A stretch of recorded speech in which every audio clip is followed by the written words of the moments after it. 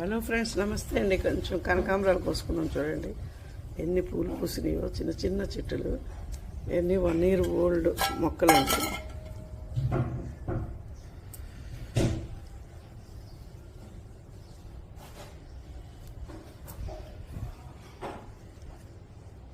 చాలా పూలు పూస్తాయండి. ఈ కనకాంబరాలకి ఒక సీజన్ అంటే లేదండి, త్రూఅవుట్ ది ఇయర్ పూస్తూనే ఉంటాయి. పూలు అయిపోగానే మనము ఇలాంటివి తుంపేస్తే మళ్ళా మనకు అక్కడి నుంచి మొగ్గలు వస్తాయండి.